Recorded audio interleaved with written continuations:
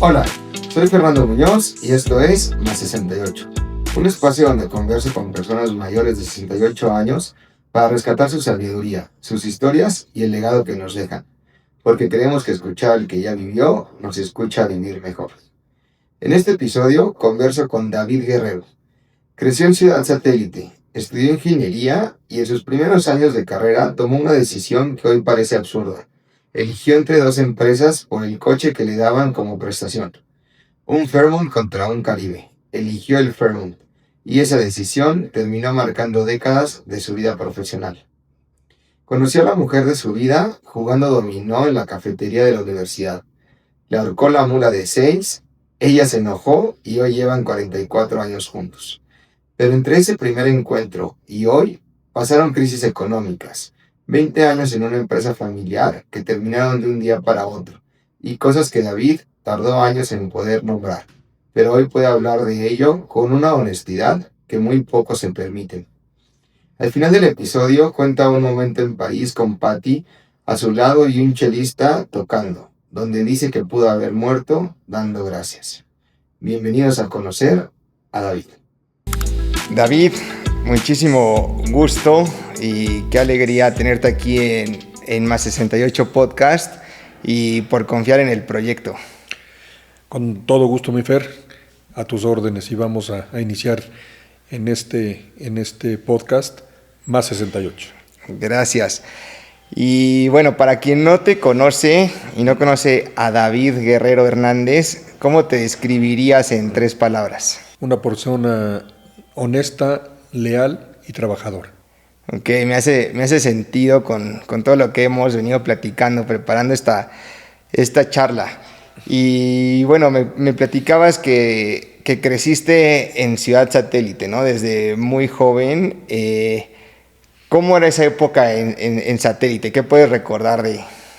Mira, yo como te lo mencioné, tu casa estaba... Bueno, la casa de mis papás estaba en Víveros del Valle. Fue una infancia realmente muy divertida. Teníamos la oportunidad de, ya que terminábamos las labores de la escuela, salir a jugar con los amigos. En la calle pues, tuve amigos muy queridos. Uno de ellos inclusive es hoy en día mi compadre. Y bueno, pues teníamos maravillosas experiencias, andar en bicicleta, jugar fútbol, había niñas también.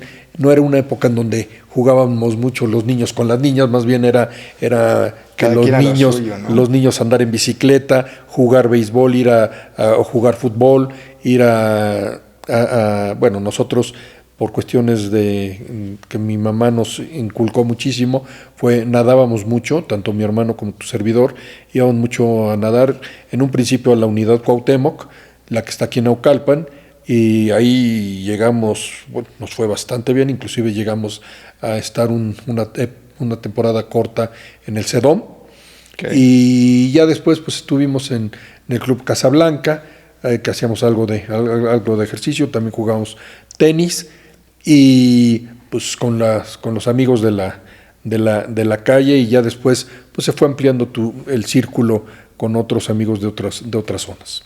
Sí, sin duda eran unas épocas en las que se forjaban mucho las relaciones entre vecinos, ¿no? Era mucho más común que lo que creo que hoy vivimos, ¿no? Tienes toda la razón. Hoy en día, si bien nos va, conocemos al vecino de enfrente o al de al lado, pero párale de contar. Y a lo mejor el conocerlo es decirle buenos días o buenas noches y tan.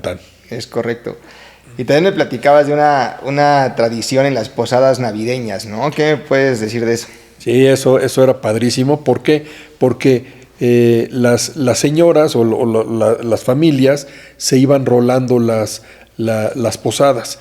En cada época navideña son 9 las posadas que hay cada año, y entonces año con año había 9 casas que hacían las posadas. Entonces las 9 posadas íbamos todos los vecinos, todos los chavitos a disfrutar, y eran las tradicionales, donde había la procesión, había los cantos, había romper la piñata, y bueno, al final terminamos con un ponchecito muy sabroso y unos tamales. ¿En qué casa recuerdas que era la buena, la que decías, ya quiero que sea en esa casa? Bueno, mira, había una en la casa de la señora Berta, de Ami, de la señora Marta, y pues, creo que también de la señora Silvia, mi mamá, también hacíamos posadas muy, muy a gusto. Ok. ¿Y cómo era el día a día en tu casa cuando eras pequeño? ¿Qué puedes recordar o qué tradiciones recuerdas que tus padres inculcaron en ustedes? Bueno, algo que era constante y todos los domingos era salíamos, nos levantábamos temprano, íbamos al club, del club íbamos a desayunar o desayunábamos en el mismo club y después íbamos a misa. Después de misa, generalmente íbamos a la casa de mis abuelos, bueno, cuando todavía vivían, íbamos a casa de mis abuelos. Como te mencioné, en la familia había más cercanía con la familia de mi mamá, la familia materna, aunque con la familia paterna también los veíamos. ¿Qué recuerdos tengo? Pues siempre las cenas navideñas, los años nuevos que disfrutábamos mucho. Y bueno, ya también más cercano con mi hermano, mi papá, mi mamá y yo, cada año salíamos una vez al año de vacaciones y pues que íbamos generalmente íbamos a Acapulco o llegamos a ir a Mazatlán, Los Cabos, Puerto Vallarta, y inclusive fuimos también de solteros a Cancún, Cozumel, y fueron viajes muy, muy, muy lindos. Y ahorita que mencionas la parte de la iglesia, ¿vivían en un entorno muy católico? Sí. Tanto en la familia como en la escuela. Yo estudié primaria y secundaria en un colegio salesiano. Correcto. Y bueno, pues frecuentemente teníamos Sí, por eso lo preguntaba, ¿no? Sé que estudiaste ahí y justo, ¿qué puedes recordar de esa parte? Mira, fue una época también muy padre porque, pues aunque era una escuela exclusivamente de varones, pues hoy en día podría estar dentro del cuadrito de buleador, porque pues, sí molestaba a algunos compañeros, inclusive pues, en alguna ocasión pues, llegabas a los golpes. Era otra época, era una época donde pues no había mucho diálogo, no había mucha negociación, no había mucha retroalimentación por parte de los papás acerca de dialogar, de platicar, de negociar, y pues lo más fácil era o me lo das o me lo das. Claro. Y me contabas también de un recuerdo del llanero solitario. En el Parque sí, como no, ahí estaba muy pequeñito, todavía no vivíamos por acá. Cuando nací, pues vivimos ahí en la colonia Narvarte y vivíamos en un departamento donde pues, Ciudad Satélite estaba por desarrollarse veníamos con mis papás ahí donde está hoy en día el Naucalio, donde está la Comercial Mexicana, y ahí ponían un circo. Y en este circo la atracción principal era el llanero solitario y su fiel amigo Toro. Y bueno, pues en ese entonces nos trajeron. Mi hermano Alejandro pues tendría a lo mejor 4 o 5 años y pues yo tenía 1 año, 7 meses más, pero lo recuerdo perfecto. Yo salí, inclusive por ahí debe de haber alguna foto donde sale Davidcito con su sombrero, con su tejano y con su antifaz del llanero solitario. Lo recuerdo mucho y bien. Ok, pues qué padre recordarlo. Hablemos un poquito, o sea, ¿por qué te llamó la atención la ingeniería mecánica a lo largo de tu juventud y decides estudiar ingeniería mecánica en Anáhuac? Qué interesante pregunta, porque desde chiquito me gustaba la cosa de desarmar y ver cómo funcionaba. Me acuerdo que me regalaron un mecano en alguna ocasión, me trajeron los Reyes un mecano y pues yo feliz y encantado ahí disque haciendo grúas y carritos o cosas de ese estilo. También pues cuando nos regalaban ahí algún juguete, pues sí, no te voy a decir que no veíamos cómo funcionaba o por qué funcionaba, si era por pilas, y todas esas cosas eran las que me empezaron a llamar la atención, independientemente que se me facilitaban las matemáticas. Okay. De hecho, me gustaban las matemáticas más que el rollo de física. No, física también me gustaba, Okay. pero todas las cuestiones sociales o de ciencias que habían, pues no, medio me aburrían un poco. Entonces, desde entonces sí, la parte de números y la parte de física y mecánica me llamaron la atención. Y que se complementó con esta mente curiosa, ¿no? De Claro. ver de dónde venían las cosas, Claro. Los materiales, quizás. ¿Por qué funcionaba? Y siempre digo, hoy en día me llama la atención que los nietos, cuando te preguntan ¿y por qué? ¿y por qué? ¿y por qué? Pues yo seguramente era un niño que siempre era el por qué y por qué y por qué. Y afortunadamente en esta época, pues ya los papás, los abuelos, los tíos, pues les contestamos. En aquel entonces te decían, ay, no pregunta, todavía no sabes o todavía no es edad para que tú lo sepas, ¿no? Claro. Y sí, desde ahí se empieza uno a incentivar o a detener, ¿no? Las mentes de los niños, qué importante es eso ahora. Y bueno, creo que es muy común en las universidades en México.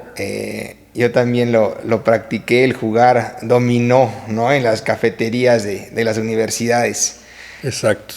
Cuéntame qué pasó en una mesa de ficha en la Anáhuac. Vaya, pues mira, corría el año de 1982 sí, como en 1982 cuando terminábamos una clase o terminábamos una serie de clases, pues, y íbamos a tener 1 o 2 horas después otra, pues nos íbamos a la cafetería, y en la cafetería pues ya tenías algunos conocidos, algunos amigos con los que jugabas dominó, y en esa ocasión me encontré a unas amigas de la carrera de comunicación, y al llegar me dijeron, oye, David, ¿no quieres jugar? Pues me senté y me tocó tener de contrincante del lado derecho a una niña que en un principio, te soy honesto, ni siquiera la vi, pero después me empecé a dar cuenta que no tenía ni idea de jugar dominó, y me di cuenta que tenía la mula de 6. Y le dije, y no la tiró, y le dije, oye, lo hubieras tirado porque te la voy a ahorcar. Eso sí lo recuerdo perfecto. Me volteó a ver y me dice, pues si te hace feliz ahorcarla, ahórcala. Y en la siguiente dije, me hace feliz, y la ahorqué. Y bueno, pues desde entonces, esa niña, al cabo le pregunté a esta Liz, que era la amiga que nos invitó a jugar, le pregunté cómo se llamaba, y desde entonces la empecé a ver más frecuentemente. Después salimos, después pues tuvimos la oportunidad de hacernos novios, y hoy, después de un poquito de tiempo, no solo se convirtió en mi pareja, sino también en la mamá de mis hijos, de mis hijas, y la abuela de mis nietos. Claro, claro. Lo que hace una horcada de mula, Imagínate, ¿no? De haber sabido no se la ahorco, caray. Sí. Buenos puntitos las de haber clavado en esa partida. Sí. Pero entiendo que se llegó hasta como a molestar en un sentido después. ¿Te costó un poquito el noviazgo? Sí, ella, no, y no solo se molestó, sino ella pensaba, como la amiga que nos invitó a jugar, ella era judía, y yo me llamo David, ella pensó que yo era judío.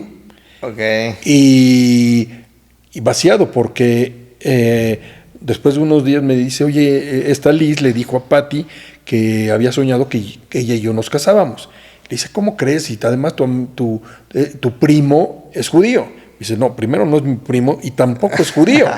Entonces, ya fue cuando empezamos un poquito a romper el turrón y a llevarnos un poquito de maravilla. Ok. Y digo, para no irnos tan rápido, porque entiendo que tiene una muy bonita historia, pero ¿qué puedes recordar de ese noviazgo, de esos 4 años de noviazgo? Bueno, pues fueron muy, muy, muy lindos, muy interesantes, porque déjame contarte que Patty, ella nació en Villahermosa, okay, pero toda su vida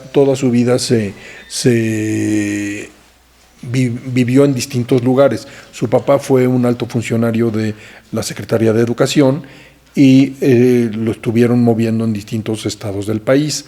Tengo entendido que estuvo en Villahermosa, que fue donde nació Patty, después se fueron a Culiacán, de Culiacán a Morelia, de Morelia a Morelos. Y en Morelos fue cuando ya ella estaba en la universidad. Morelos ella ya estaba en la universidad, y bueno, pues ella vivía en Cuernavaca y tenía que rentar una habitación aquí en México. Y una señora hermosísima que era doña Estelita, aquí en Satélite, fue quien la recibió, y probablemente fue una abuelita para ella, porque la cuidaba, la procuraba. Te soy honesto, me gané yo a la señora Estelita. Yo creo que ella ya murió, ya era una persona mayor, y pues fue una señora lindísima. Esa fue una de las cosas que recuerdo. Otra que me encantó fue cuando yo me gradué. Cuando fui por ella, pues era todavía la época en la que el galán iba por la señorita a la casa, le pedía de favor o le pedía permiso, y bueno, cuando vi que salió ella, dije yo, Dios santo, qué niña tan guapa. O sea, se veía espectacular. Y pues sí, hemos hecho una hermosa pareja, y al cabo de 40 años de casados, 4 años de novios, y regresando a la cuestión del noviazgo, ahí también teníamos un grupo de amigos muy, muy, muy, muy cercanos. Uno de ellos, amigos Manuel y Mariela, que tuvimos mucha cercanía, y pues nos llevamos muy bien. Y cuando ellos se casaron, ahí sí sentí un poquito de presión por parte de Patty para decir, oye, ¿qué onda? Pero no lo vas a creer, la presión más fuerte la tuve en casa. Mi mamá de repente me habla así muy seria cuando te decían, David, ¿a qué hora llegas? Queremos platicar contigo. Uy, manito, en ese momento sentías que se te caían los pantalones, porque decías, bueno, ¿y ahora qué hice? Y ya llegué ese día a casa, y después de la merienda, mi papá y mi mamá, bueno, en específico mi mamá, me dijo, oye, ¿qué planes tienes con Patty? Le dije, ¿planes de qué? Pues sí, digo, ya tienen tanto tiempo de novios, y no creo que sea conveniente que, si no tienes planeado nada formal, que no le hagas perder el tiempo. ¡Wow! Eso pues sí me llamó la atención, y así como que volteé y dije, oye, pues yo soy tu hijo, ¿qué onda? Además tenía 24 años, 23, 24 años, y dije, pues, cero pensarse en casarse, ¿no? Y bueno, pues, no miento, tenía 22 años. Tenía 22 años. Ah, ahora sí ya me cuadró. Sí, tenía como 22 años. Okay. Tenía como 22 años y yo de eso que dices, pues, ¿qué onda? Todavía, ¿cómo piensas en casarte? Y hoy en día... todavía trabajando para ICA. Ahí ya es... ¿O estabas a punto de estaba a punto de salir de la escuela. Estaba a punto de salir de la escuela o estaba ya por iniciar mi vida profesional, como bien lo mencionas, en ICA. Ajá.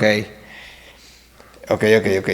Y y ahorita entraremos a toda la parte laboral y tu carrera profesional. Pues bueno, dices que no hay secreto, pero a mí sí me gusta preguntarles a qué se debe el éxito de un matrimonio de poco más de 40 años, ¿no? Mira, realmente no hay una fórmula donde te diga A más B es igual a C.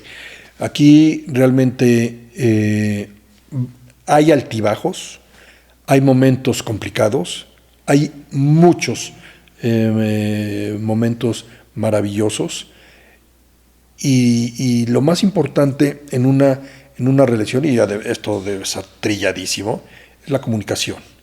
Pero además es que uno como varón no quiera tener la razón. O sea, tienes que, bueno, en mi caso, lo más importante para mí es vivir tranquilo, vivir en paz, y aunque no tengas la razón, no pasa absolutamente nada. O sea, bien dices, o sea, puede llegar a ser trillado esta parte de la comunicación como parte de la receta para el éxito en un matrimonio. Exacto. Y tú consideras que como adicional a eso, al hombre por lo general le puede costar más trabajo dejar de tener la razón, ¿no?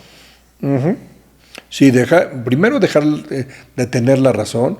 La otra, como varones siempre te han enseñado a que tú eres el que tienes que tomar las decisiones, tú eres el que tienes que tomar el control, y eso no es necesariamente una ley, o no es algo, digo, si ya la pareja acuerda ciertas situaciones donde sí, vamos a ir a tal lado y tú decides a dónde vamos, bueno, perfecto, toma uno esa responsabilidad, pero no necesariamente. Ahora, algo que sí no he mencionado, la principal razón por la cual tú puedes tener éxito con tu pareja es que estés enamorado. Y el amor no es de que sientas maripositas en la panza cuando veas a tu pareja, porque hay distintos tipos y distintas formas del amor. O sea, la sonrisa, la mirada, el momento, una canción, un baile, estar en un lugar, todo eso te lleva a poder llevar una vida de pareja exitosa. Claro. Sí, dijiste algo muy importante, ¿no? Y son estos detalles o situaciones del día a día que sí te mantienen despierto el enamoramiento, ¿no? Porque si bien dicen que se acaba y que dicen una reacción química con cierta duración, yo también soy un creyente de que esto que mencionas existe y lo alimenta, ¿no? Y hace que perdure. Si fuera algo tan espontáneo, creo que la tasa de divorcio sería todavía más alta. Todavía más alta, ¿no? Que también es otra cosa, digo. Creo que vale la pena aquí comentarlo. Pues si bien aquí por la misma edad y todos los invitados, muchos traen matrimonios muy longevos y platicamos mucho de este tema, pero ¿qué me podrías decir tú que está pasando hoy en día en los matrimonios jóvenes que vamos arrancando y que la estadística dice que la tasa de divorcios viene en incremento? O sea, ¿tú qué crees que está sucediendo en estas generaciones? Aquí yo creo que es una acción que se define con una palabra: falta de tolerancia. La tolerancia debes de tenerla, y también la falta de respeto. O sea, yo creo que tolerancia y respeto deben de estar siempre muy unidos. O mejor dicho, 3 palabras: amor, tolerancia y respeto. Si no tienes tolerancia... ¿Es más fácil perder el respeto? ¿Es una falta de respeto?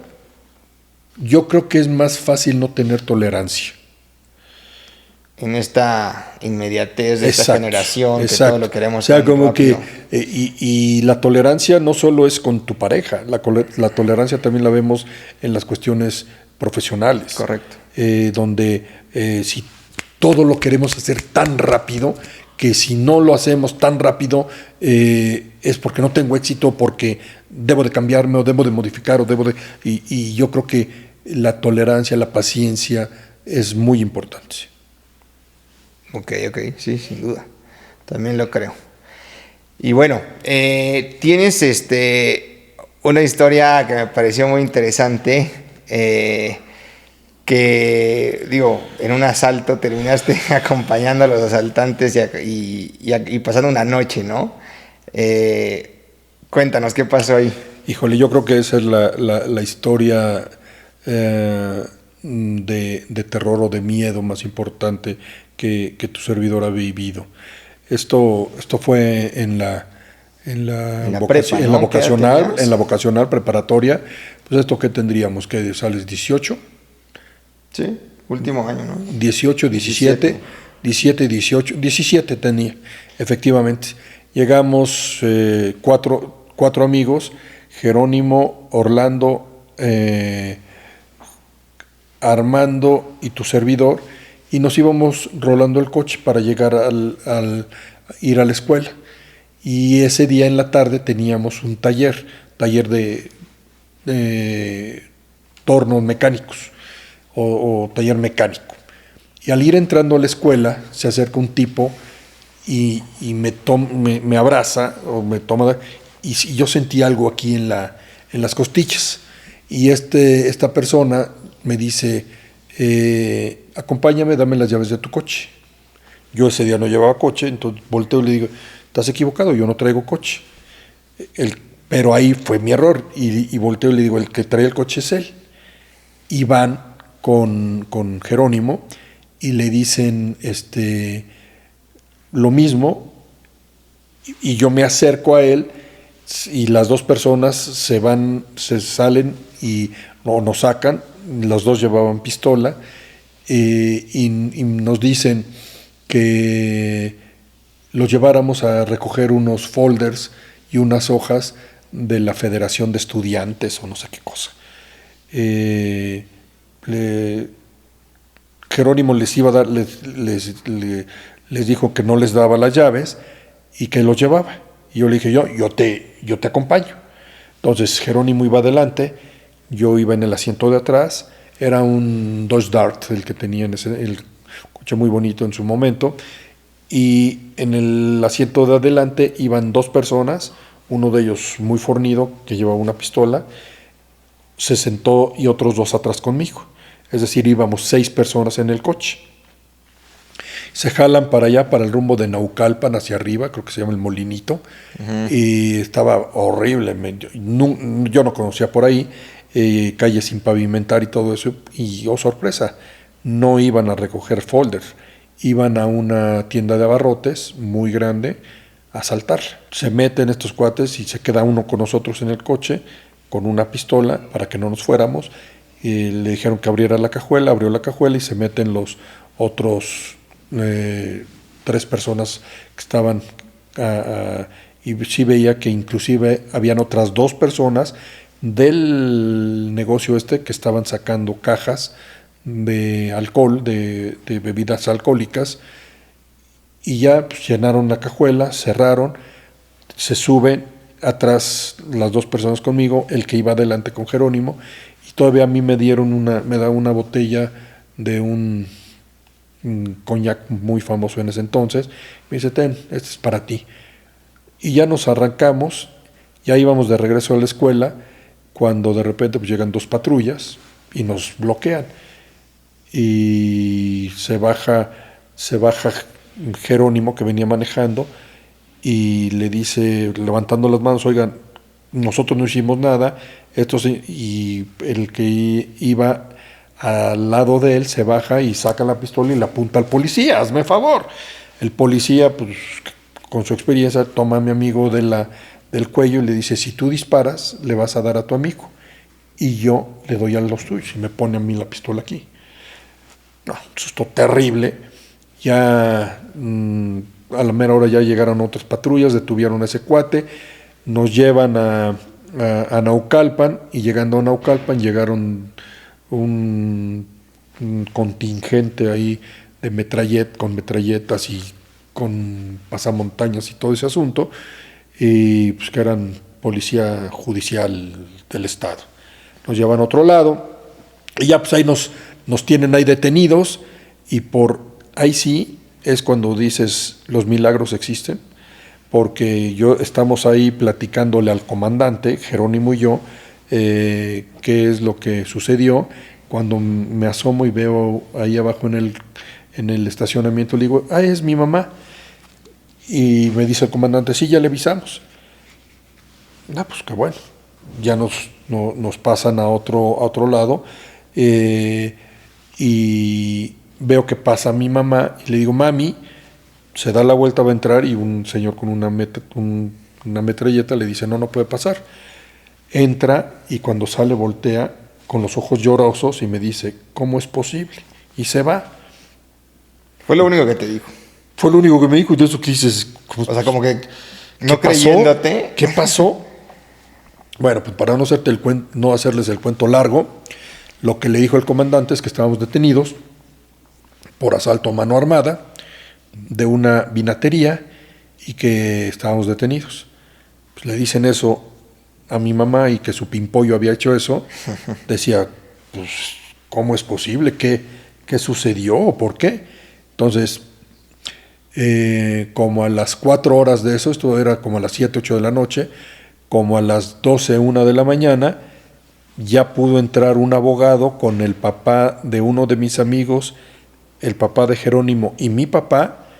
Entraron a decirnos que por qué habíamos ido a asaltar. O sea, nadie tenía nuestra versión. Claro. Hasta en ese momento les dijimos, pasó esto y así, y íbamos entrando a la escuela, y esto fue lo que sucedió. En ese momento les cambió la cara a los 4. Y ya, lo que sucedió fue que al otro día ya pues, el comandante les dijo, miren... Pero sí pasaron la noche ahí con los 6. Imagínate, estuvimos ahí... No, los 6 ya estaban en otro lado. Lo que sí estuvimos en un pasillo donde había 6 celdas, y nosotros en un banquito ahí sentados con un frío de los 1000 demonios. Pero ya sabían que había sucedido. Al otro día ya llegó el señor el abogado, y arreglarse con el comandante, y el comandante pues dijo, miren, de que van a salir sus hijos, van a salir, pero mañana es viernes, mañana no hay jueces, el sábado, el domingo, y el lunes seguramente van a salir. Y nosotros, ¿cómo que nos vamos a quedar aquí 5 días? No manchen. Y pues ahí les pidieron una cuota para que aceleraran las cosas y que pudiéramos salir. Ya. Y gracias a Dios, tanto Jerónimo como yo salimos de ese lado. Salimos, y no te podrás imaginar, o no se podrán imaginar, que el trauma y el miedo que tenía de regresar a la escuela.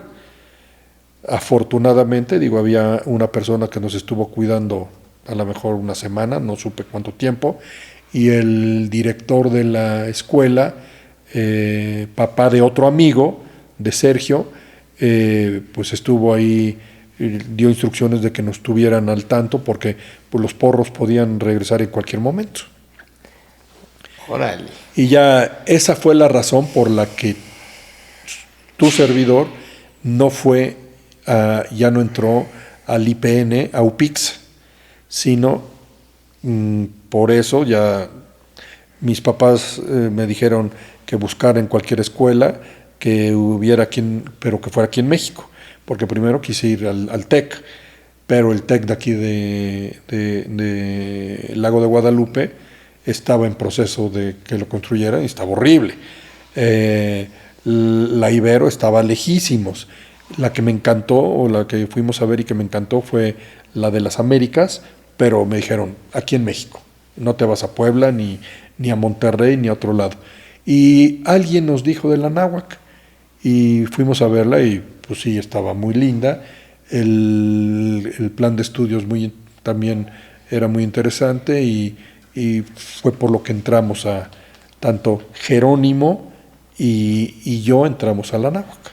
Y eso te iba a preguntar, ¿la amistad con Jerónimo la mantienes? Sí, sí lo sigo viendo, claro. No es una amistad muy estrecha porque pues él, por cuestiones de su vida personal, llegó a tener unas desavenencias con su pareja y no tuvo cambios. Hijos. Okay. Y si tú tienes hijos y luego tienes nietos, pues las cosas se cambian. Pero sí lo sigo viendo. Ok. Y bueno, creo que a manera de reflexión, pues dices, nada material es importante, ¿no? Después de haber vivido este evento, vienes con esta frase. Sí, definitivamente, Fer. Ahí yo creo que fue cuando me cayó el 20 y nada material es importante. Si en ese momento yo a Jerónimo hubiera corroborado, lo hubiera hecho fuerte con su intención de darle las llaves, otra cosa hubiera pasado. O mejor dicho, no hubiera pasado nada. El coche estaba asegurado. Nosotros no teníamos, fue un robo a mano armada. Entonces, pues el seguro hubiera accedido a eso.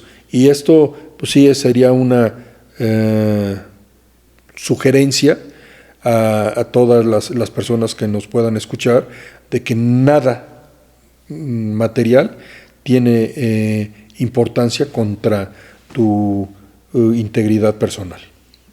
Definitivamente, y es también muy trillado, muy sonado, pero a la mera hora de un asalto o de alguna eventualidad, uno nunca sabe cómo va a reaccionar, ¿no? Y es bien delicado porque hasta el mismo asaltante puede tener miedo y reaccionar mal.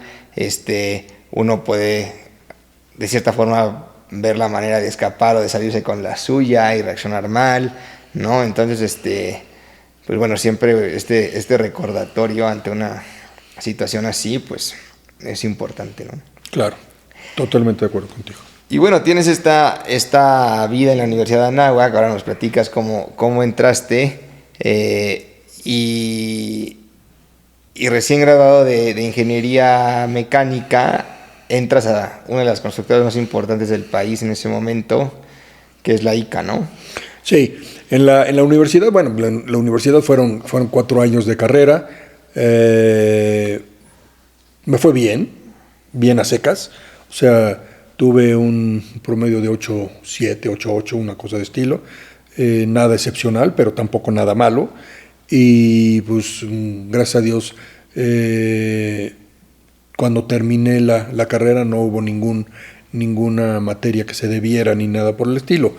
No me gradué, no me titulé inmediatamente, como algunos compañeros o algunos amigos lo hicieron. Empecé con mi vida profesional. Cuando salimos de la escuela, éramos un grupo de cuatro amigos: Víctor, mi compadre actualmente, Luis Miguel, Alberto y Jerónimo y tu servidor. Y nos pusimos de acuerdo y dijimos, no, pues vamos a disfrutar el tiempo que sea necesario a Acapulco. Y nos fuimos a Acapulco. A las 2 semanas me llaman de casa y me dicen, oye, felicidades, ya tienes trabajo. Dijo, oye, pues yo ni siquiera he buscado trabajo. Pero bueno, ya tenía un tío político que trabajaba en esta constructora, y pues el lunes siguiente me tenía que presentar para ver en dónde y qué es lo que iba a hacer. Entró a ICA, la primera responsabilidad que tuve fue como ingeniero jefe de frente.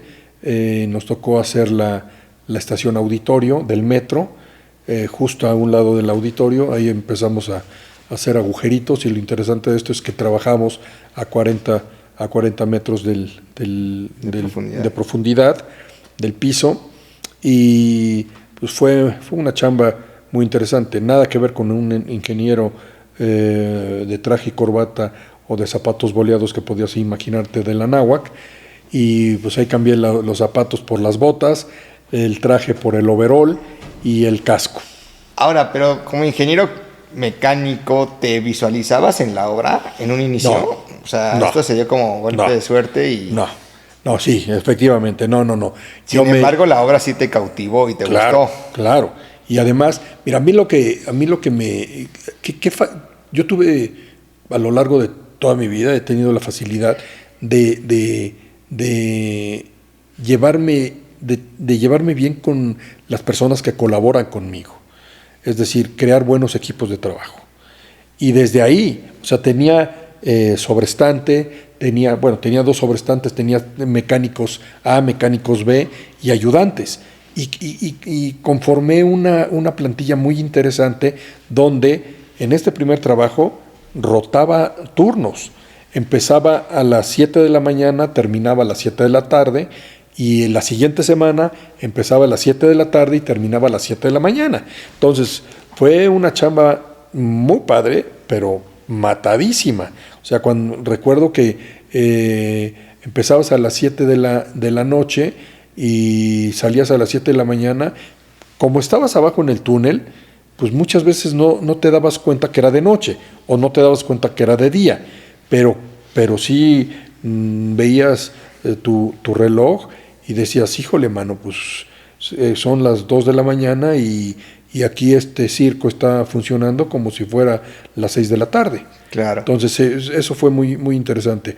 Cosas súper padres, como cuando en una máquina que estaba haciendo el túnel, teníamos 2, la que trabajábamos nosotros con un retro que quitaba la tierra. Esta era como un drill, uh-huh, que iba haciendo el agujero, y del otro lado de Los Pinos hacia acá venía otra en sentido contrario. Cuando se unieron los dos y que se hizo todo el túnel, ese fue un momento súper emotivo. Un sustillo ahí que nos llevamos fue que ahí los ingenieros geógrafos pues no se dieron cuenta que había una burbuja de agua en una parte del túnel, y al momento de meterle la retro para sacar, pues salió un montón, salió ahí una cantidad muy importante de agua, y dices, Dios santo, treparte o ver qué es lo que haces, porque pasaba y los camiones, porque ahí abajo había camiones, pues con ese flujo de agua se los llevó pues a lo mejor unos 8 o 10 metros. Órale. ¿Y esta obra te tocó concluirla? Sí. Ahí. Sí, estuvimos desde que estaba todo planito y quitamos toda la hierba, se hizo la lumbrera, hicimos el túnel, se unió, y después la estación. Cuando terminamos de la estación, de eso que dices, bueno, pues qué padre, ahora dónde nos vamos. Yo pensando que íbamos a seguir en el metro. La empresa se llamaba Cometro, que dependía de IKCP, que CP era construcción pesada, y era la mamá de los pollitos de la constructora. Y pues me llaman y me dicen, no, pues ya tienes otra nueva obra, que era irte a un lugar que se llamaba El Zapote, allá en el estado de Veracruz, cerca de Catemaco, para una obra donde ya te vas como jefe de obra a producir roca para una escollera de Pemex. Una escollera no es más que un rompeolas para una plataforma marina que iban a poner por allá los señores de Pemex. Entonces eso estuvo muy interesante, y es ahí donde, si tú me permites mencionar, tomé la decisión, una de las decisiones más importantes de mi vida.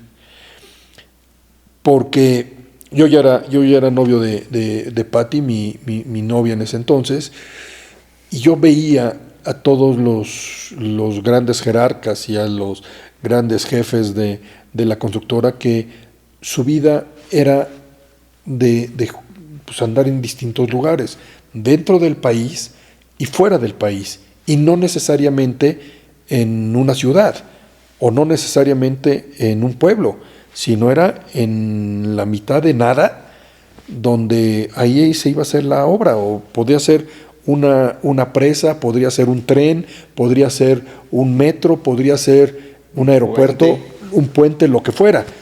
Y entonces ahí yo me cuestioné si era lo que quería para la familia que David quería formar.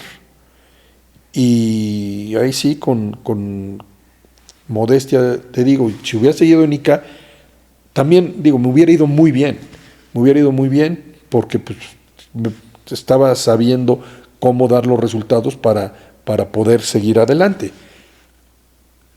O salirme de ICA y ver qué sucedía. Y eso fue lo que hice. Entonces pedí permiso para que en ICA me dieran la oportunidad de titularme, y mis respetos con mi jefe en ese entonces, el ingeniero Ledesma, que me dio los 3 meses con el compromiso de que en esos 3 meses yo le presentara mi tesis y que me iba a tener una sorpresa. El que le tuvo la sorpresa fui yo, porque le presenté la tesis y le dije que iba a renunciar porque ya tenía trabajo y me ofrecían trabajo, tenía dos ofertas de trabajo, una en Panificación Bimbo, que era como se llamaba en ese entonces, y la otra en Ford Motor Company. La decisión fue Ford por una simple razón: en ambos lados el sueldo era exactamente el mismo, pero en un lado me daban un Caribe era una marca de un coche en Volkswagen, y en Ford era un Fairmont, y pues me fui a Ford. Ahí empezamos a trabajar en línea de producción de Topaz, en aire acondicionado, y al cabo de muy poquito tiempo me mandaron al área de servicio en Reforma, y ahí pues ya en funciones, después de 4 o 6 meses creo de estar ahí, el director de postventa, que en ese entonces era el ingeniero Jerusalmi, me dice que iba a haber un programa de desarrollo de ejecutivos para distribuidores. Yo no sabía ni qué era eso, pero me dice, te conviene que lo tomes, me comprometo a mandarte al mejor distribuidor. Y me mandó a Grupo Zapata. Y ahí tuve la oportunidad de entrar y de trabajar nada más 22 años. Te fuiste rapidísimo, ahorita ya avanzaste muchos años de tu carrera profesional, pero me gustaría regresar a este punto de inflexión en el que, como un joven de 24 años, pues logra visualizar este futuro, ¿no? De lo que se le venía si se quedaba en ICA y lo que él realmente quería para la familia. Además de que ya tenías presión de tu mamá para casarte, ¿no? Es correcto. Y echar raíces. Cuéntame cómo eran tus noches, o sea, ¿qué te llevó a esa decisión? Tus pláticas con la misma Patti, quizás la involucraste, ¿no? Mira, qué padre, qué bueno que me haces recordar esto, Fer, porque hoy en día tenemos un aparatito que nos acerca muchísimo, a pesar de que nos aleja, en muchas cuestiones. En aquel entonces, si estamos hablando del año de 1984-85, o 1984 u 85, para poder hablar por teléfono tenías que usar un teléfono con dial, marcar por larga distancia, que te aceptaran o que encontraras a la persona. Entonces, la comunicación con Patti, con mi novia en ese entonces, era vía telefónica. Telefónica de nada más hablar y escuchar. Las noches, los días en ese lugar eran el lugar precioso. Estando en Catemaco. Estando en Catemaco, en Balsapote, cualquier persona hubiera dicho, oye, es el paraíso, claro, es el paraíso. O sea, de mi oficina tú veías un peñasco, el mar, ¿no? Porque era a 40 kilómetros hacia el mar de Catemaco. Ya. O sea, la casa o la casa de ingenieros estaba en Catemaco, pero la obra estaba en Balsapote, que Balsapote estaba a 40 kilómetros de una brecha ahí bastante selvática, totalmente. Pero ya que llegabas al lugar, tú decías, esto es el paraíso. O sea, estoy trabajando en un lugar maravilloso. Sí, las oficinas, pues teníamos aire acondicionado, teníamos evidentemente luz, que Wi-Fi y eso ni siquiera existía. Creo que lo más que había era una cosa que se llamaba fax, y párale de contar. Como te mencionaba, era un paisaje precioso, donde pues de mi oficina veías un peñasco con el mar y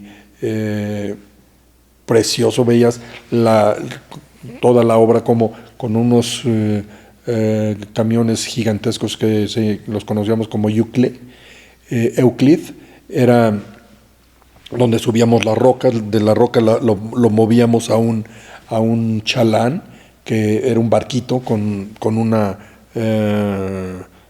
cubierta en la parte trasera, donde ahí echábamos toda la piedra y ahí se movía. Entonces eso era la producción. O sea, como ingeniero mecánico y de ingeniero industrial en producción, estaba sensacional el asunto. La producción que teníamos que generar de roca, andábamos siempre en niveles de 102, 105%, entonces ahí tenías una palomita. Pero había mosquitos, pero había mucha fauna, tanto de insectos como de bichos ahí. Yo ahí conocí una cosa, lagartos. O sea, estaba realmente muy salvaje el asunto, realmente. Víboras y todo ese asunto. Entonces, en el momento en que regresabas a la casa de ingenieros, no había absolutamente nada que hacer. Porque sí había una televisión, pero evidentemente no existía Netflix, no existía ninguna de las aplicaciones, y había 2 canales, TV Veracruzana y no sé qué otra cosita, que realmente no podías ver nada. Si querías hablar con la familia, cualquier cosa, pues sí, habíamos 8 ingenieros que queríamos utilizar el teléfono, y había una sola línea, y calor bastante fuerte. Y entonces fue cuando me pregunté, bueno, ¿esto es lo que quieres? Para eso es para lo que entiendo que probablemente en algún momento vas a estar en una oficina ahí en minería. ¿Cuándo? ¿Quién sabe? En el corto plazo no va a ser así. Y si efectivamente tú te vas a casar con esta niña, ¿qué es lo que quieres con ella? ¿Qué va a hacer? Porque ella también es una profesionista. Ella estaba estudiando, estaba a la mitad, le faltaban 2 años para terminar la carrera de comunicación, y ahí sí, seguro, si de por sí había algunas cosas que era complicado encontrar trabajo como comunicólogo, pues si íbamos a estar en San Vicente de los Nopales, pues ahí yo creo que iba a haber menos oportunidad de trabajo, ¿no? Entonces, todas esas cosas les estuve dando vuelta, y en la soledad y en el intimidad que te daba esa que obra, estabas diciendo, güey, ¿quieres esto? Y pues esa fue la razón por la que tomé la decisión de decir, hasta la vista, baby, y a ver qué sucede por este otro lado. Qué interesante reflexión y que le haya tenido un chavo de 24 años. No me imagino tomando una decisión tan importante a esa edad. Pero... Y las llamadas con Pati, así ya le sé con ella de voy a renunciar a la ICA. No, a ella no le dije, a ella inclusive empezaron a haber conflictos, empezaron a haber problemas. Claro. Porque ¿se veían cada cuándo? Pues nos veíamos cada 4 meses que podía yo venir a la Ciudad de México, porque eso era lo que te daban como prestación, para que cada 4 meses tú venías aquí a ver a tus papás y luego veías a tus papás, pero no veías a la novia, o si veías a la novia, tus papás también se enojaban y decían, oye, pues qué onda también, pues tú ahorita qué tiempo es lo que quieres. venir? Entonces no iba a haber ninguna calidad de vida trabajando en lo que estabas trabajando en lo que estaba trabajando. ¿Por qué? Porque pues eran turnos de 12 horas, claro, más 1 o 2 horas de camino, porque te dije que eran 40 kilómetros, pero eran 40 kilómetros de terracería y de selva, o sea, que eran 2 horas de camino. Entonces, sí era bastante, y eso, como te mencionaba, empezó a generarnos problemas donde era muy probable o muy posible que hubiéramos terminado. ¿Cuánto tiempo no era lo que yo así? Quería. No, pues estuve a lo mejor 8 meses. En Catemaco. Sí, bueno, yo creo que 8 meses, 1 año, cuando mucho. Ok. Digo, pues muy, muy importante y como bien lo mencionas, fue creo que un parteaguas en tu vida, ¿no? Que hoy a toro pasado puedes decir que tomaste una gran decisión, ¿no? Gracias a Dios sí. Gracias a Dios sí. ¿Por qué? Porque la gran mayoría de los hombres tenemos, uno de nuestros gustos son los coches. Y yo no soy la excepción. O sea, desde que tengo uso de razón, he jugado a los cochecitos. Y hasta hace 5 años seguía jugando a los cochecitos de forma muy interesante. Sí, exactamente. Muy bien. Y pues bueno, tanto que el coche que te ofreció cada una de las compañías a la hora de buscar trabajo, pues fue lo que te hizo tomar la decisión, ¿no? Uh-huh. Y eso inicia tu carrera en la industria automotriz. Es correcto. Y haces una carrera muy interesante. ¿Qué nos puedes platicar de esta carrera profesional en un grupo que entiendo es familiar, que te encuentras también con choques, con sus diferentes barreras, ideas de pensar, y sin embargo logras tener una carrera muy larga, ¿no? Sí, mira, como lo dije hace un momento, el poder entrar a un grupo tan importante como Grupo Zapata, para mí fue una gran fortuna. ¿Por qué? Porque, como bien mencionas, es un grupo familiar. En ese entonces, el líder del grupo, don Arturo, llevaba las riendas de una forma muy interesante. El negocio era específicamente una agencia que era Tlanepantla, y estaba iniciando una segunda que era Texcoco, que yo no lo sabía, pero era para el lugar donde me contrataron, el llevar el taller de servicio de Texcoco. Cuando llego y veo esas instalaciones, era el sueño de cualquier ingeniero mecánico o ingeniero industrial. Realmente eran 90 espacios productivos, eran 20,000 metros cuadrados del tamaño de la agencia. Hoy en día, te pongo un ejemplo, nosotros teníamos 20,000 metros cuadrados y hoy en 120 metros cuadrados te ponen un showroom para vender autos. Nosotros teníamos hasta pista de pruebas dentro de la agencia.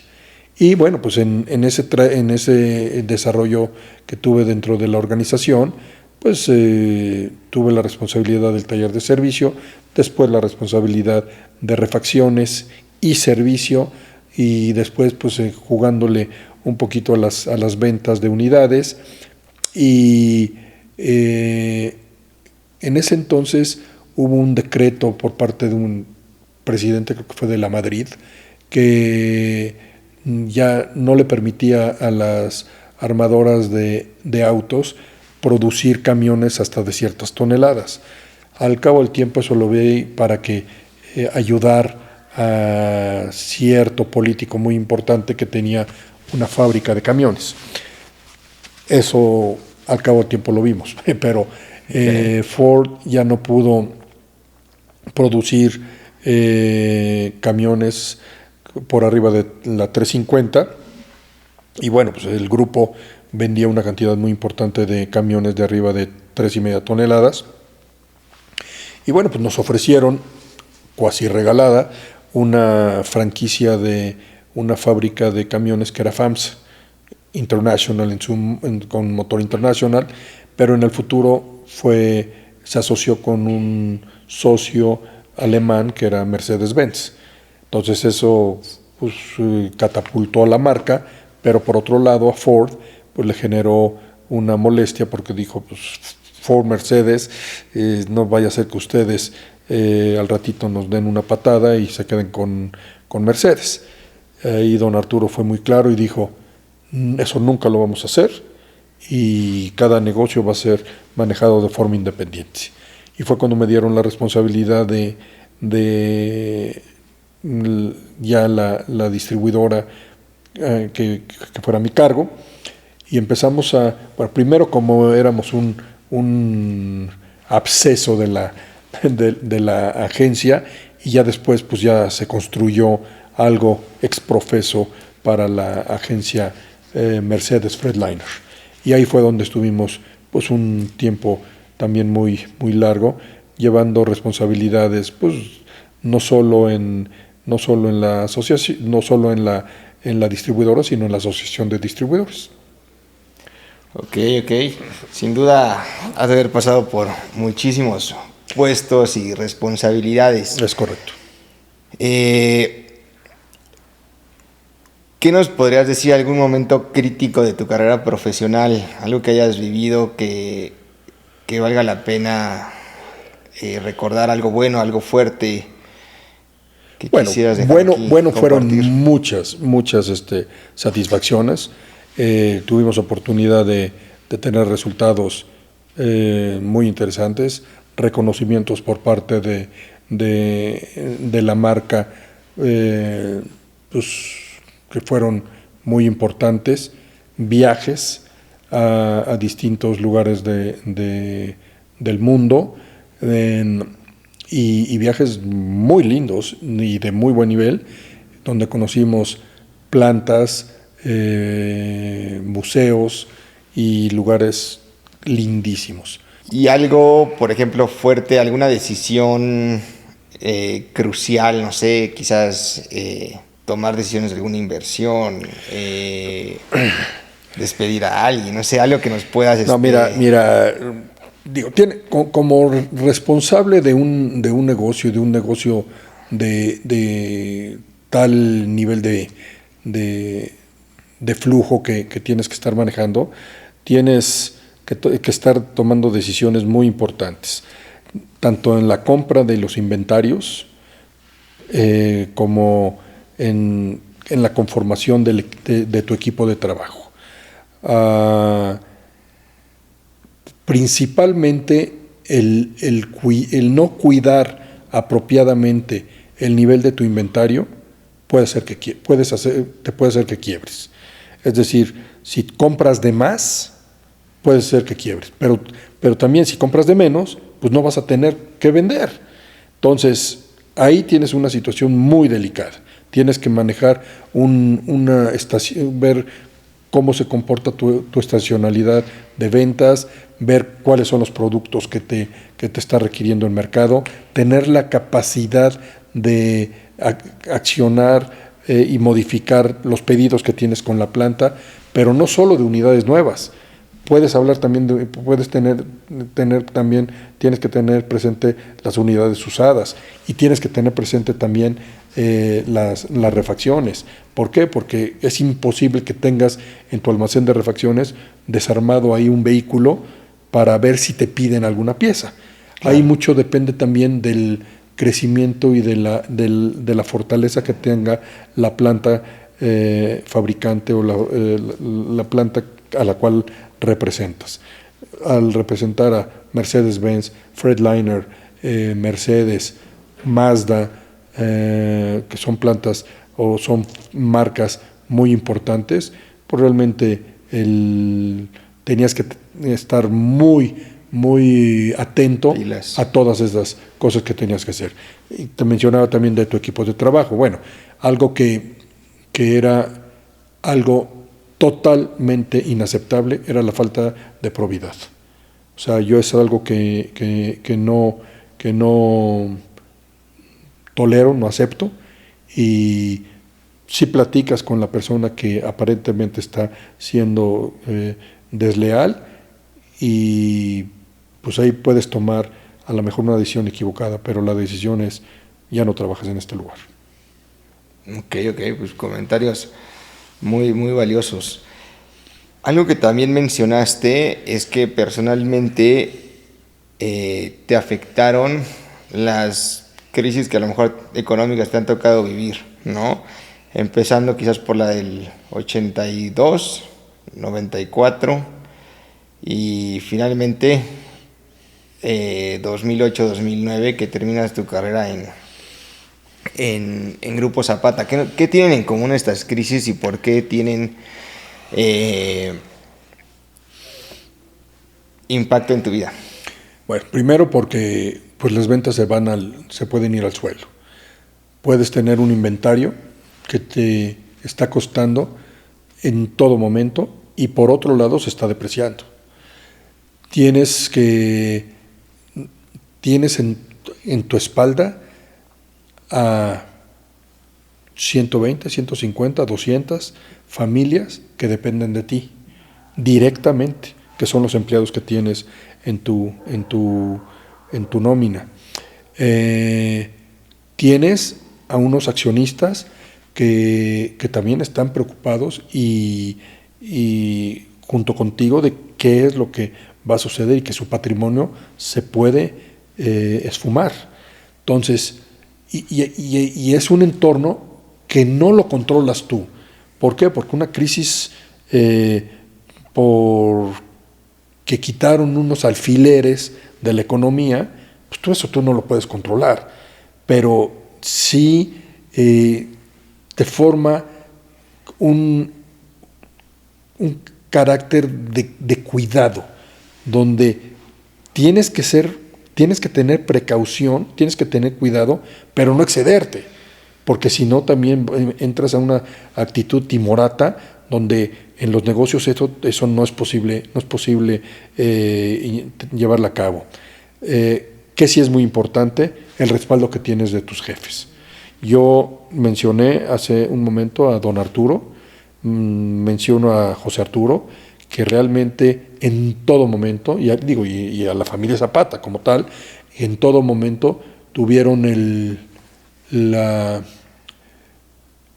actitud, el respaldo, la fortaleza y el apoyo para que los negocios siguieran adelante. Evidentemente, pues también había ideas tan raras o tan locas, se podía decir, o como que qué sucedía si al no tener coches para vender o no tener camiones qué sucedía si vendíamos línea blanca, cosas de ese estilo.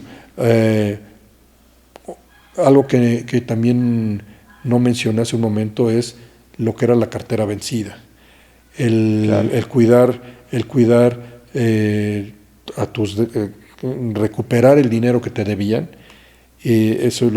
También es una cuestión importantísima. Sí, sin duda los grandes grupos automóviles se vuelven un negocio financiero, ¿no? Con todo el crédito, ¿o no? Mira, en algún momento el crédito sí lo dábamos nosotros, pero ya hoy en día en ninguna agencia el crédito lo da el... ¿Lo tercerizan? Las plantas tienen sus financieras. Ford tiene a Ford Credit, Mercedes-Benz o Freightliner tienen a Daimler Financial Services y así cada una de las marcas.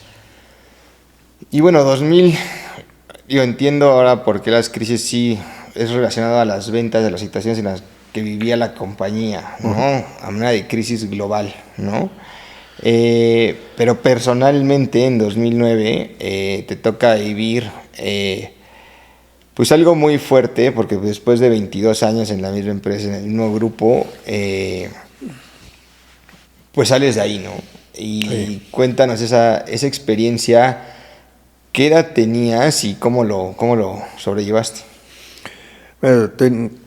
Tenía menos de 50 años. Fue muy fuerte.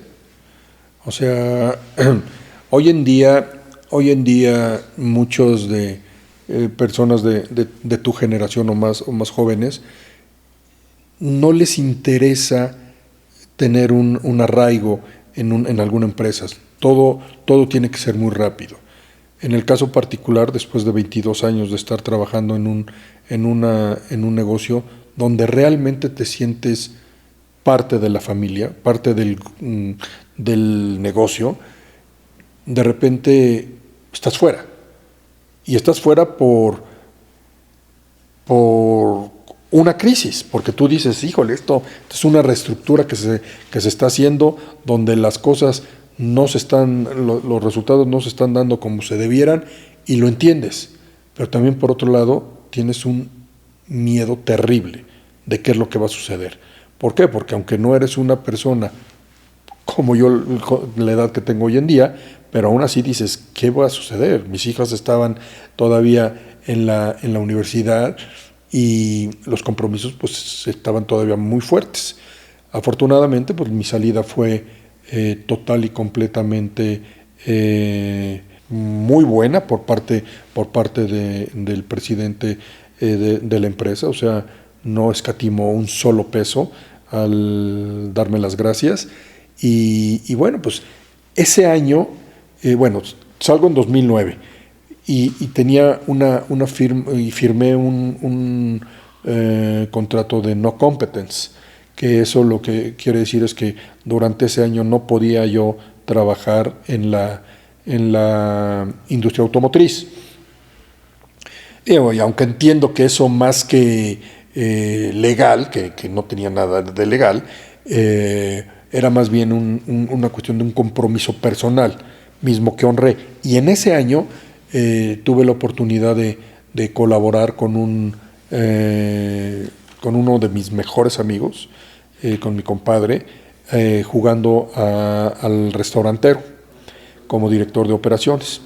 Y en ese año, pues los resultados de este grupo restaurantero fue muy bueno, tanto que pude haberme quedado más tiempo con la responsabilidad de este restaurante en León, Guanajuato, pero también no había posibilidades de cambiarme o de mudarnos, porque pues, como te mencionaba, mis hijas estaban todavía en la universidad.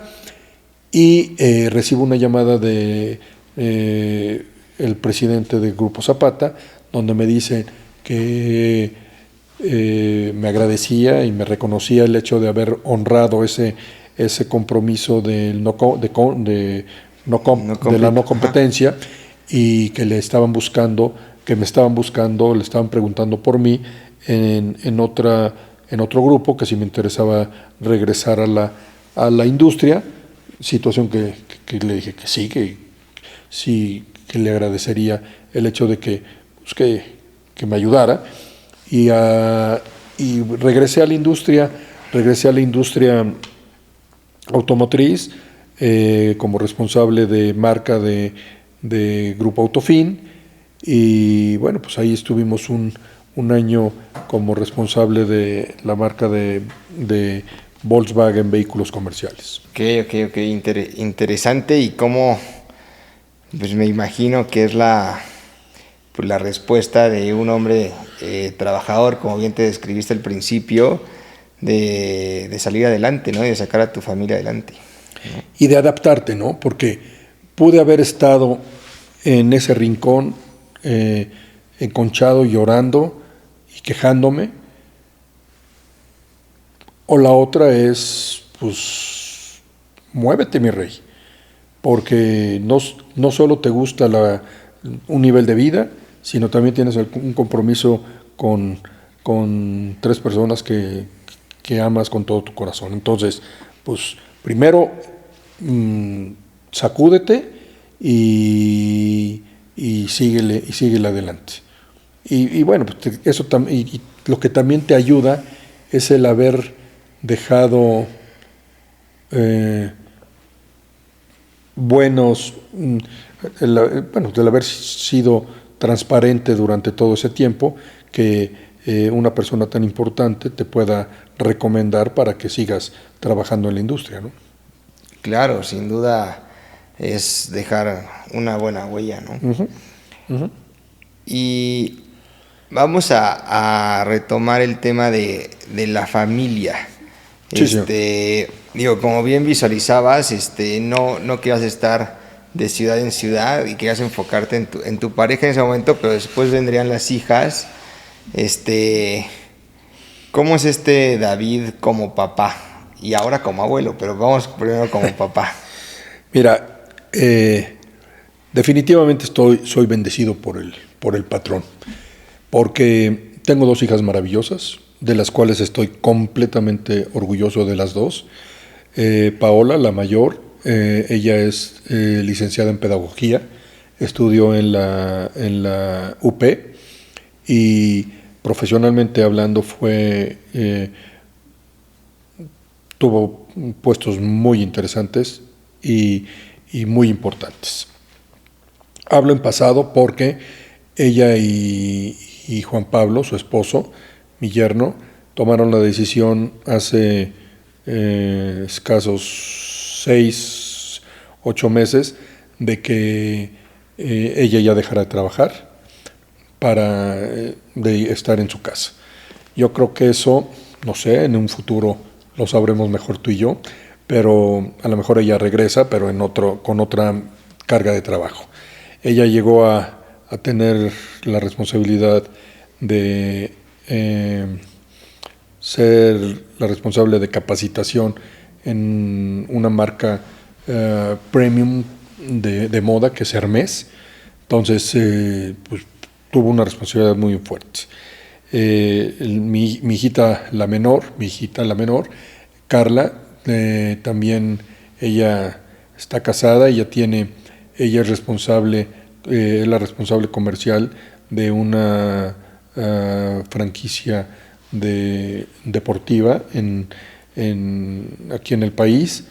Realmente pues, también le va muy bien, aunque pues ya sabes que siempre hay altibajos y a veces está muy preocupada de que no llegan los números o cosas de estilo, pero gracias a Dios también está muy bien. Ella está casada con Jorge, y tienen una hijita que se llama Valentina, también mi adoración. Jorge, mi yerno, primero vamos a hablar de Juan Pablo. Juan Pablo es el responsable de lo que en mi época se llamaba crédito y cobranzas, hoy le llaman Work Capital, creo que es como le llaman. Okay. Y pues le va bien, gracias a Dios, aunque también tiene un nivel de estrés muy fuerte. Y George, hoy por hoy es el responsable de e-commerce en Nespresso y en Nestlé, y pues también están muy contentos. Eso es lo que Carla es licenciada en comunicación, creo que no lo había mencionado, licenciada en comunicación con una especialidad en mercadotecnia. Y de manera como personal, llegaron las hijas y ¿qué te prometiste tú como papá? ¿Cómo se veía el día a día? ¿Qué valores buscabas inculcarles? Bueno, primero que nada, los principios y valores que tenemos Pati y yo son muy similares. O sea, fue algo que no mencioné y que creo que es muy importante. Yo creo que si tú eliges una pareja que tiene valores, principios y valores muy similares a los tuyos, eso te ayuda mucho. Su vida, me refiero a la de Pati y a la mía, de niños y de jóvenes, fueron también muy similares. O sea, vivimos cosas muy similares. ¿Y qué hicimos? Pati, ella, como te mencioné, ella es licenciada en comunicación, y aunque cuando nos casamos trabajó,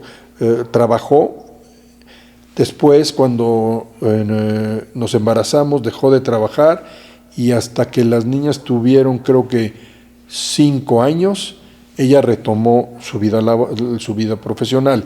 Ella fue maestra de la Universidad Franco-Mexicana y del ENEP Acatlán.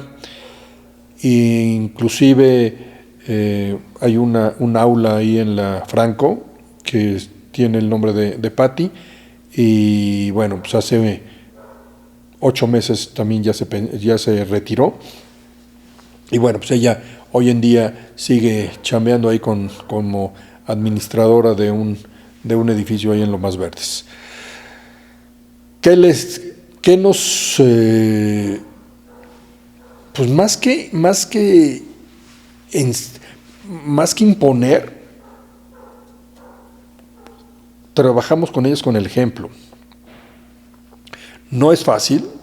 ¿Por qué? Porque aunque sean 2 niñas o 2 mujeres, cada una tiene su carácter, cada una tiene su forma de ser, y aunque les hemos dado lo más que, lo básico, lo que muchas personas pudieran tener, han tenido una vida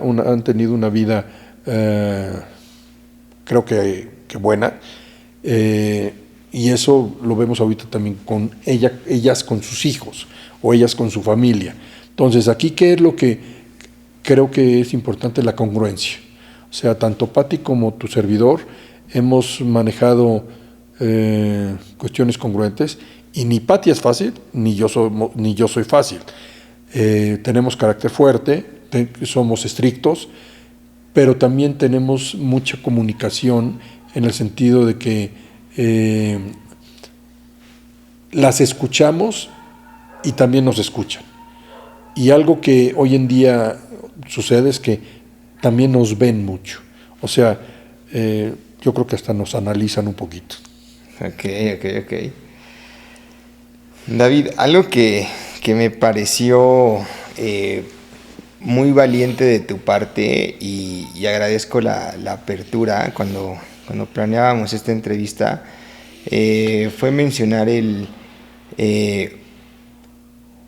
eventos de violencia que viviste en casa. Platícanos un poquito más de eso, cómo salieron de ahí, y a manera de enseñanza, cómo se pueden detectar estas señales de violencia para aterrizarlas, ¿no? Sí, con todo gusto, Fer. Mira, primero que nada, eso es algo que me avergüenza, que realmente me avergüenza y me duele. Pero gracias a Dios tuvimos la comunicación, el perdón y la oportunidad de tratarlo. ¿Por qué? Porque muchas veces uno no identifica que eres violento, o relacionas violencia con golpes, y no nada más es eso. Hay distintos tipos de violencia, y desafortunadamente a mi edad o en mi generación no nos permitían identificar esos sentimientos. A David lo veían, ¿está enojado o está contento? pero no lo veían preocupado, no lo veían angustiado, no lo veían triste, no lo veían angustiado, que son todos los sentimientos que uno puede tener y vivir. A los sentimientos no los controlas, los sentimientos salen, pero ¿qué sí puedes hacer? Identificarlos. Y eso es algo que con humildad me gustaría compartirles, que no se sientan solos, porque hay profesionales que te pueden ayudar. Hay profesionales que de estar allá abajo te pueden ayudar a salir adelante y estar feliz y vivir feliz, identificando lo que tienes que identificar. Evidentemente yo no soy ningún especialista en esto, pero mi única recomendación sería el hecho de, si tú percibes, y puede ser varón o puede ser niña, si tú percibes una situación de estas, acércate a un profesional. Hoy en día es muy natural, porque todavía, y perdón, en mi generación, y perdón que lo hable de esta forma, era normal. Ni madres, esto no es normal. Esto lo tienes que tratar, y hoy en día no sabes el gusto y el orgullo que me da al ver a mis nietos y a mis nietas que lo vean y que lo tratan como una situación de diálogo, de cooperación, de negociación y no de imposición, como en algunos momentos lo puedes manejar. Concretamente, hay profesionistas y esos profesionistas te dan una terapia que también hay que tener paciencia en eso, Fer. No es inmediato, o sea, no es como darle la vuelta a la hoja de un libro. Es un tiempo, y es un largo tiempo, el que tienes que estar tratándote, identificándote y conociéndote. Y eso no te deja más que una gran satisfacción al cabo del tiempo. Qué padre y qué importante lo que mencionas. ¿Cómo fue y cómo es que al final sí decidieron participar en terapia? ¿Era terapia individual o terapia de...? No, individual. Esto fue una decisión propia. Okay. Y bueno, primero, Patti quiso que siguiéramos. Yo quise que siguiéramos. Y el querer es, primero, aceptarlo. Y si lo aceptas, bueno, pues ya estás dando un paso adelante. Porque pues es como la persona que bebe alcohol. No, hombre, pues nada más es social. No, pues es que porque ella me contestó mal, es que porque esto, es que porque aquello, no, es que es por su bien. O sea, ni más. Aquí es, tú reconócelo, tú identifícalo y tú eres el responsable de tu violencia, tú eres el responsable de tu alcoholismo, tú eres el responsable de tus adicciones o de tu impuntualidad, como lo quieras ver. O sea, porque claro, todo puede tener cierta importancia en la relación de la pareja. Y en todo este proceso, ¿qué sorpresas te llevaste? ¿Qué aprendiste de ti mismo? Muchísimas. Primero, el que David no nada más está contento o está enojado. Tiene muchos sentimientos. Y yo no conocía, es más, yo no sabía los 15 sentimientos que generalmente, digo, y son los 15 identificados, que ahorita podríamos cuestionarnos si los tenemos identificados. Esa es una tarea. Padrísimo y muy interesante. Muchas gracias de verdad por compartirlo con esta apertura. Bueno, también me contaste que hace un par de años tuviste un accidente en el que te rompiste la clavícula, ¿no? No, fue el hombro. El hombro. Sí. Pero que pudiste haber casi muerto. O sea, ¿cómo fue ese accidente? Sí, gracias a Dios no pasó a mayores. En tu casa, en el lugar donde tengo una oficina donde trabajo, se estaba por caer un cuadro. lo identificamos y lo bajamos. Ese cuadro, digo, y me hacen burla porque es una playera de las Chivas que está autografiada por todos los jugadores de cuando fuimos campeones la última vez. Okay.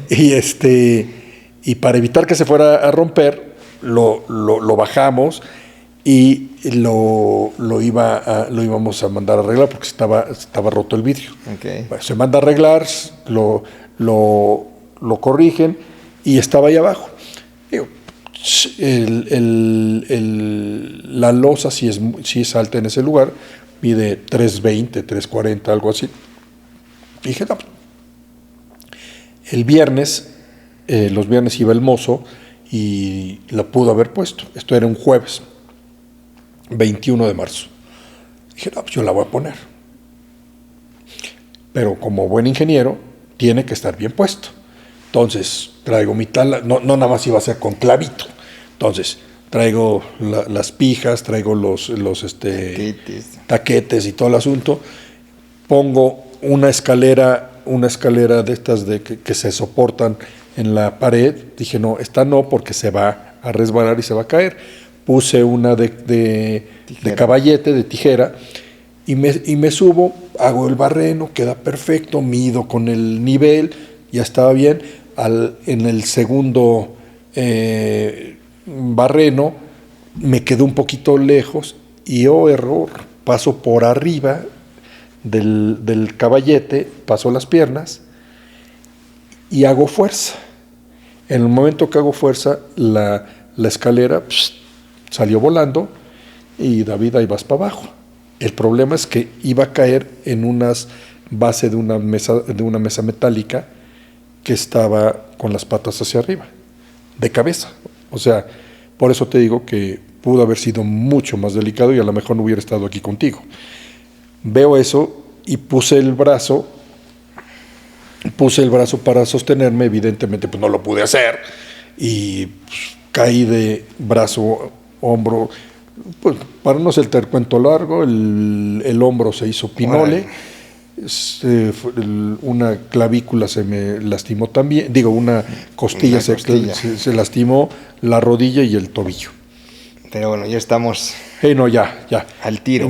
Es más, no me pusieron placa porque como estaba todo pulverizado, me dijo el doctor, no te lo puedo poner. Entonces vas a estar 4 meses con el brazo inmovilizado y ya después terapia y todo eso. Y ya después de 2 años, pues ya. Listo. Al 90%. Ok, pues qué bueno. Sí, gracias a Dios. Ahora, pero a tus 60 años te regalaste la hazaña de la Vuelta a Cozumel en bici, ¿no? Ah, sí, claro. Sí, eso estuvo padre porque con un grupo de amigos somos, bueno, mi compadre Miguel, mi compadre Mauricio, Gonzalo, Leo, Gerardo y tu servidor, todos, 5 de estos 6 íbamos a cumplir 60 y dijimos, bueno, hay que hacer algo que sea distinto. Y bueno, pues fueron la vuelta a la isla de Cozumel. Esto lo desarrolla unos profesionales de New York Cycling, creo que se llaman estos cuates, y son, híjole, mano, si te digo 80 kilómetros, creo que son muchos. Por ahí lo vimos, no me acuerdo cuántos kilómetros fueron, pero sí la terminamos y ahí está la medalla y están las fotos. Fue algo que realmente me dejó una gran satisfacción. También me contaste que llegaste a conocer a los presidentes Salinas y Calderón. ¿Eso en qué contexto fue? Bueno, uno fue en una boda. Okay. En la boda de una amiga de mi esposa cuando se casaron ellos, el papá de él fue secretario de Comercio en el sexenio de Salinas de Gortari y pues nos invitaron y tuve oportunidad, estábamos en la mesa y pues, siempre he sido muy bromista y aposté con un amigo que estaba al lado. Le digo, ¿cuánto que me siento en la mesa de honor con el presidente Salinas? Me dijo, ¿a qué no? ¿A qué sí? Y ya al cabo de un rato paso ahí, saludo a don Héctor, que era el papá del novio. Okay. Don Héctor, ¿cómo está? Volteo y le digo, señor presidente, y don Héctor le dice, un amigo de la familia, le dije, mucho gusto, señor. Y le digo, salud. Me dice, siéntate.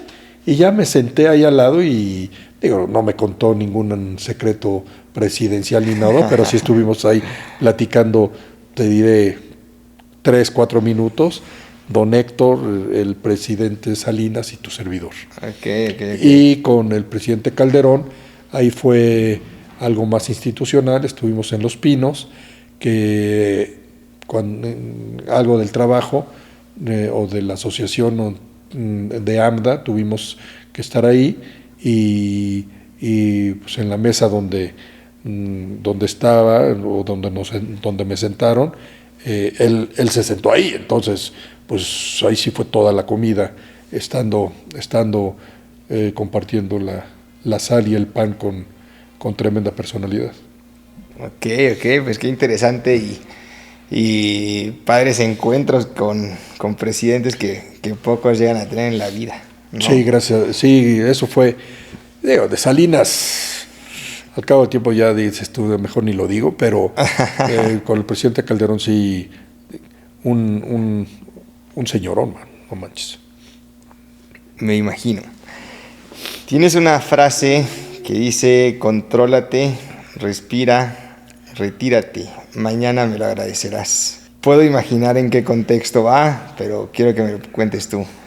Sí, eso para cualquier momento en el que hay demasiado estrés, el que sea. Primero hay que controlarnos, hay que respirar y retirarnos. Eso es muy importante. Y haciendo eso, tú vas a tener la mente suficientemente clara, oxigenada y calmado para tomar alguna decisión. Y no solo es contigo, ni con tu pareja, sino también en tus cuestiones laborales o profesionales, también eso es algo que debes de hacer. Muchas veces no tienes el tiempo, o sea, porque te dicen, esto es ahorita. Bueno, pues ahí sí vas a tener una alta posibilidad de que haya mayor riesgo. Claro, o una mala reacción, ¿no? Es correcto. En tu consejo para tu yo de 30 años, mencionas ahorrar y no gastar en cosas innecesarias. ¿Qué te llevó a esa reflexión? Mira, los recursos nunca sobran y sí faltan.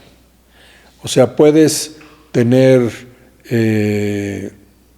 tu vida suficientemente ordenada, pero va a haber algo que te pueda desequilibrar.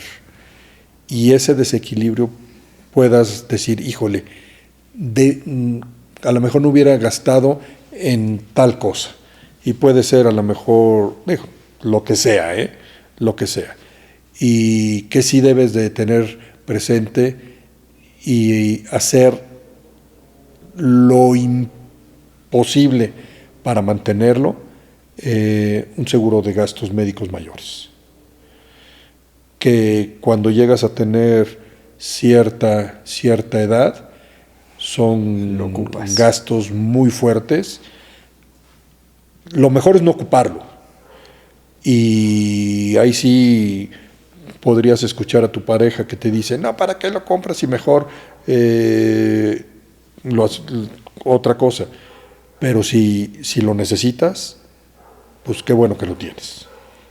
Y creo que aquí cabe algo que también mencionaste acerca de la planeación del retiro, que sí, puede ser algo que te saque de la jugada si no lo tienes bien planeado, en el sentido de mantenerse ocupado, de crear. Claro.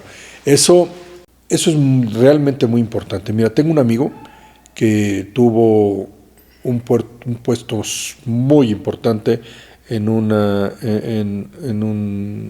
negocio de consultoría. Y a él, como llegó a tener el puesto más importante, por tener ese puesto, cuando terminas de tener ese puesto, te retiras. Y en los últimos 4 o 5 meses imagínate ser el socio director de Price o el socio director de Ford Motor Company. La presión es muy fuerte. Y de la noche a la mañana es 0, porque ya estás retirado. Entonces, toda proporción guardada, cualquier persona tendría que hacer lo mismo. Prepararse para cuando ya no estás teniendo la misma presión o responsabilidad que tenías cuando, profesionalmente hablando, estabas teniéndola. Pero eso no implica solamente lo económico, ¿no? No, claro que no. Te puede dar depresión. O sea, por eso es a lo que menciono. O sea, no solo es cuestión económica. La cuestión económica, de hecho, no son 6 meses lo que tienes que planearla. Tienes que planearla desde que tienes tu edad. Tienes que estar preparando qué es lo que tienes o qué es lo que quieres hacer. Claro. Lo que sí es en la cuestión personal, cómo me voy a sentir estando sentado en mi casa, tomándome un café y no saber qué voy a hacer. Síguete ejercitando, cuida tu salud, sigue gozando o goza lo que tienes, porque si no, lo que hagas va a ser frustrante para ti, o puede ser frustrante para ti. David, ¿tienes un recuerdo en las escaleras con Patti y un chelista en París? Sí. Cuéntanos de eso. No, bueno, fue algo mágico, porque pues, hemos tenido la fortuna de tener varios viajes a distintos lugares muy, muy, muy bonitos. Pero en especial cuando después de que entras a esta catedral, que al entrar volteas del lado izquierdo y te encuentras a la Virgen de Guadalupe en un cuadro casi de tamaño natural, ya desde ahí dices, wow. Sales y ves en el horizonte el atardecer anaranjado con unas aves ahí volando, y te sientas para disfrutar de ese momento, y de la nada empiezas a escuchar música que además crees que te la estás imaginando, y tienes ahí a una chelista que está tocando para que le des una propina, y volteas a verle y tienes una sonrisa encantadora de la mujer que has amado toda tu vida, y que con los ojos te está diciendo gracias, y tú con la mirada también le estás diciendo gracias y te amo. Es maravilloso, es maravilloso. Eso lo vivimos en ese momento, y sin decirnos absolutamente nada, los dos sabemos lo que nos dijimos. Qué bonito. Seguramente creo que para esos momentos de la vida vale la pena luchar todo lo que sucede, ¿no? Claro, definitivamente.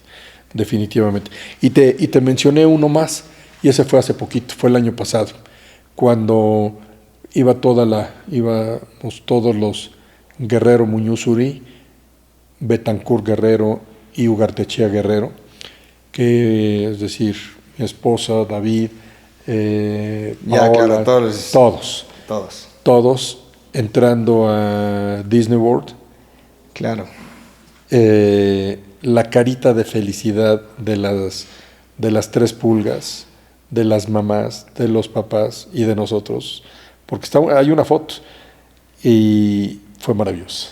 Fue padricísimo, porque veníamos cantando, todos veníamos en la misma camioneta, echando relajo, y de repente vemos al entrar, ves que está esa cosa que parece puente y dice Welcome to Disney World. Bueno, fue padrísimo ese momento también. Qué increíble. David, para ir cerrando, si este video lo vieran Patti, tus hijas, tus nietos, en unos 30 años? ¿Qué te gustaría que recordaran de ti? Wow. Bueno, pues evidentemente pues yo ya no voy a estar físicamente con ellos, pero espiritualmente espero que no sea una foto, espero que no sea un hombre, sino que sea una persona, el abuelo o el papá que les hizo reír, que les hizo visitar lugares que disfrutaron, que les hizo disfrutar de alguna comida que hoy la sigan disfrutando, que sigan sonriendo y que si ven algo que haya sido del abuelo, pues que esbocen una sonrisa, porque yo siempre he sido muy feliz y muy agradecido con ellos por los momentos que me han brindado y las satisfacciones que me han dado. Magnífico cierre, David. Muchísimas gracias de verdad por compartir tu historia. Te agradezco mucho la apertura que tuviste para con nosotros. Eres un gran ser humano y mereces estar aquí. Bueno, Fer, pues ¿qué más te puedo decir? Gracias por la invitación. Gracias a todos los que nos puedan ver y que sigan disfrutando de esta vida. Sigue esforzándote en hacer todo lo que estás haciendo, y estoy seguro que divirtiéndote y gozando vas a estar muy satisfecho. Muchas gracias. Un abrazo. Muchas gracias.